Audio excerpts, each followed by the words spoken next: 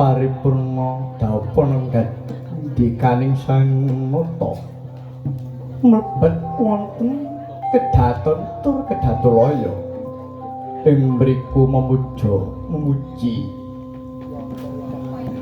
badhe sumedi maneka puja mring asta suku tunggal ngawiji ing mriku sang nata mlebet wonten ing sanggar pamuja brata saking jero geger njaba Wadyabala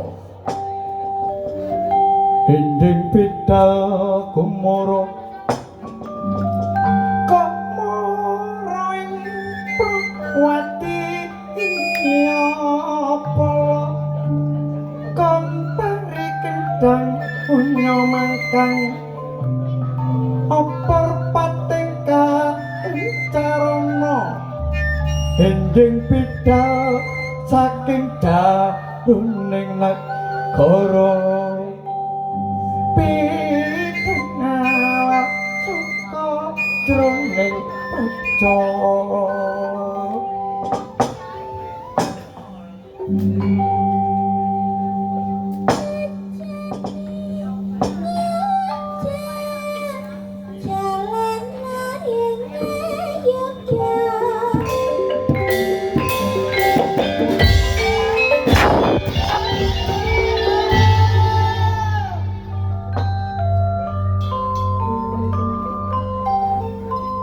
kemrike kegaman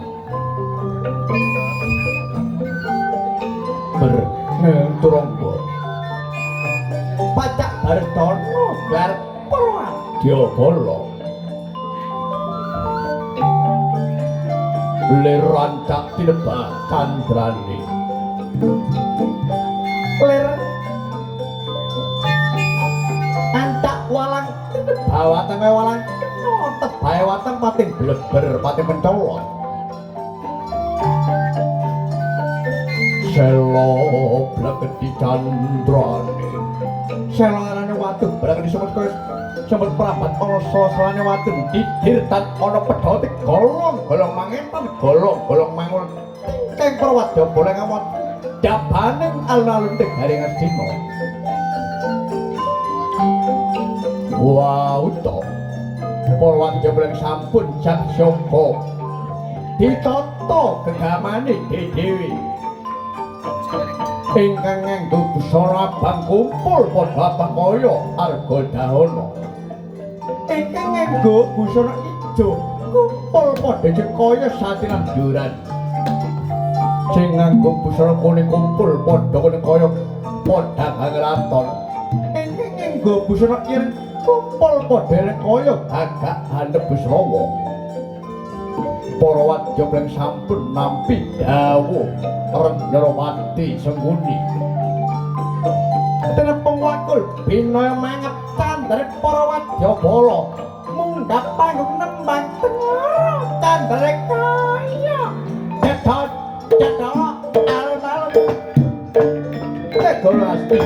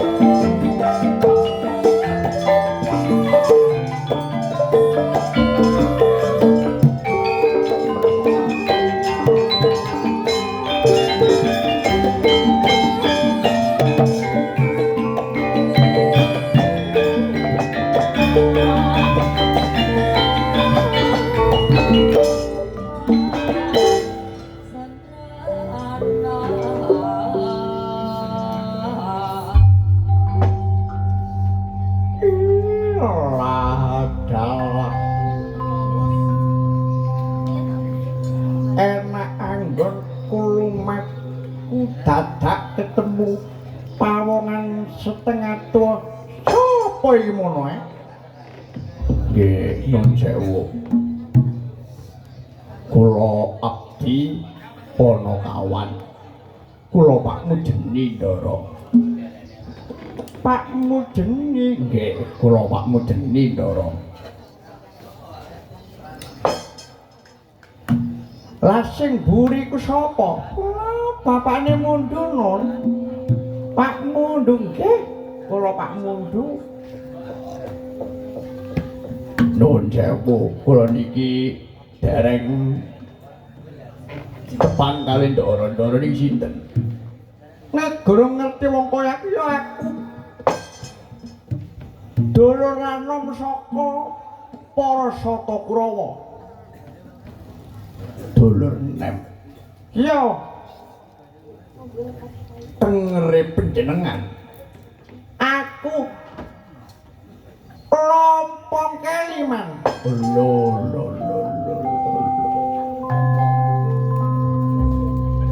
Ndara Lompong Keli. Ya.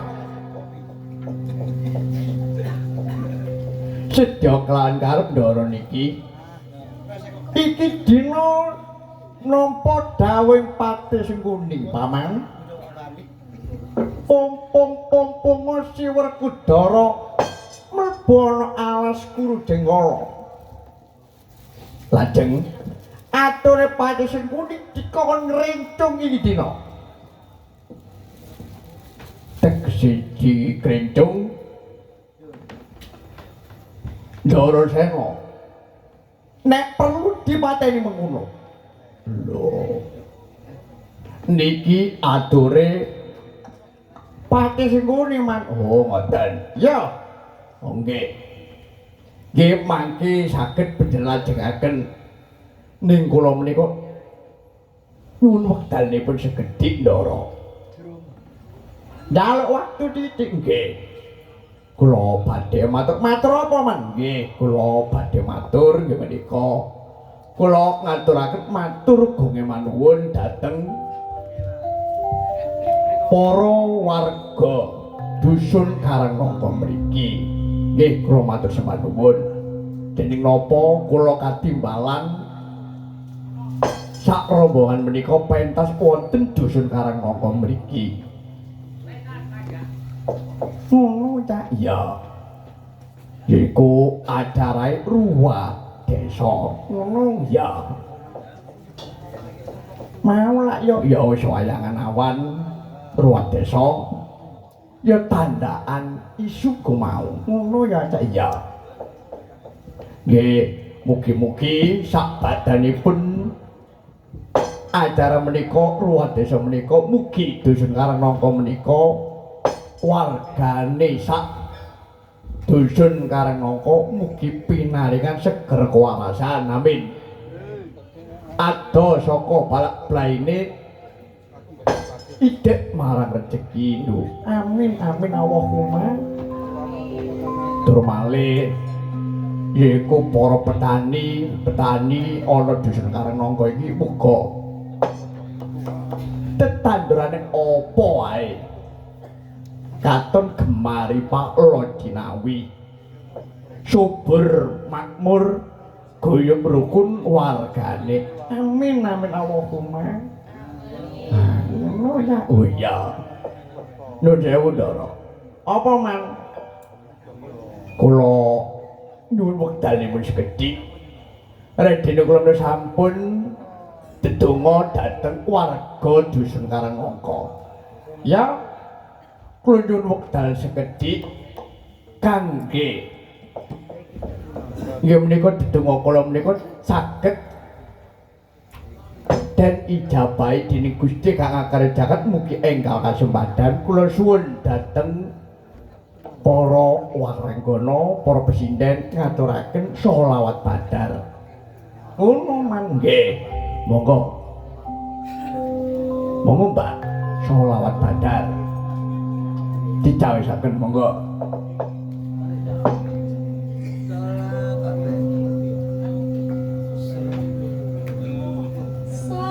Tak tinggal golek kopi man monggo dulu.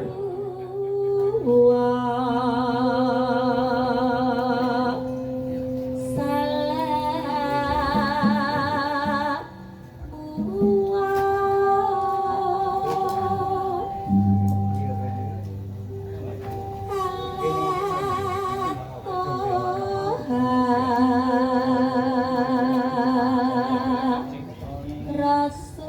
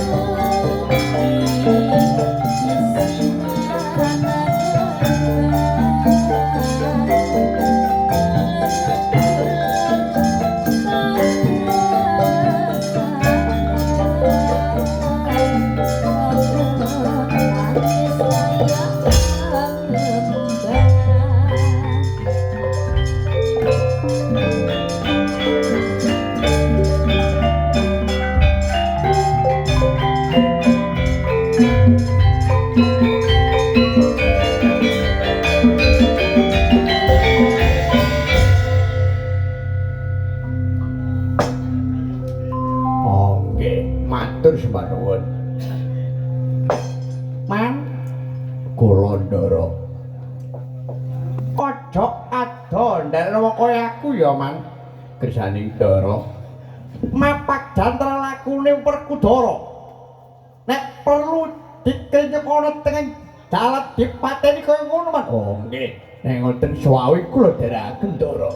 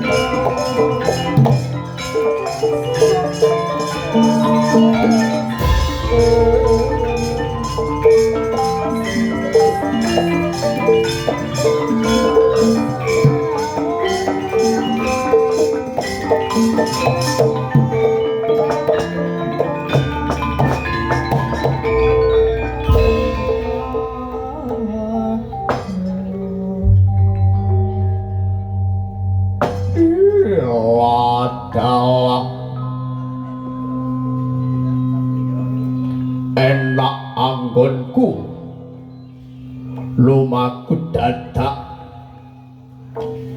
keprago satrio kang dendara iki sapa iki mono? Iya, yen pancen sliramu kurang ngerti marang kaya aku Raden Antarja ya lindu segara. Antarja iya balik sapa pahlawan dulur anem saka Satakrawa Durbanda yaksa kang dadi aranku mengkono. Durbanda yaksa iya sedya kelawan karep iki dinapa kaya sedulur marang Gusti Bendaraku Rendrawati Sanguni Nyekadantra lakon iku Werkudara ya Widasena tumuju ana ing alas Guru Jenggala yen wis kocegah tak krintung saking Prawadya bolen perlu tak pateni Sri Werkudara alun yen sliramu iki kurang ngerti sapa sejatine Raden Antarja. Sapa Antarja? Aku putra Pandhawa, aku anak penegak Pandhawa. Werkudara Wijasena Sudarmaku kakung ya wong tuaku lanang. Aku anak Werkudara.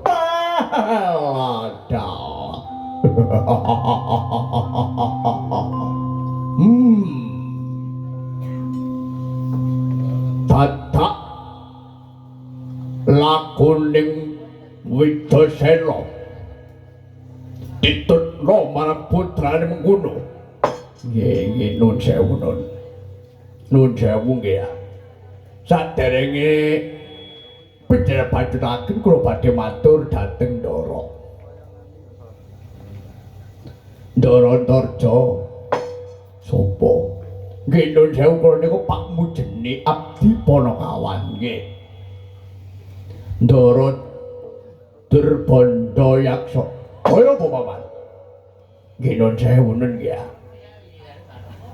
Niku anak saking Ndara Wijasena nggih anak saking Raden Werkudara. Banjur kaya apa? Lho, nggih mboten banjur kaya apa kon mboten nggih. Wong bapakne blengah gedhe dhuwur. Nggih. Niku turune ulon ning ngono. Turun lho nggih ya napa. Niku nek kadung ngidu lho niku lho. Tracak didilat niku mati niku are wong. Empuk dadal sampeyan lho ngoten lho. Nggih. Ketimbang nggih niki sengklek niki ngen remeng ya monggo bangsur mawon ngoten lho. Nggih. Monggo balik mawon. Ojo nyilik jero atine pendar iki boten nyilikaken nun boten saestu niku lho. Wah kendaan seenak ngono apa sih nun geger nun. Ngoten nun nggih. Pokok duwe ana lampun iki. Kurang ajar. Hei, Antarja, apa apamu? Ojo ngalang jantra lakuku. Iso padedak yo kudu padedak kalakune Sewijasena. Yen iso nyepalno baoning Raden Antarja. Krincungan Wijasena.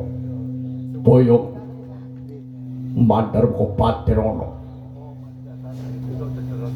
Yen kena taeling nomor kaki baliyo wani maldur bondo yakso apa mutawedeni budi tak sembadani ngapa tak kemban sapiro daya kastenmu parat apang sang wetananing satria menentang loko lir kadya samira kembang ora warebang lir kadya sangira kembang ora warebang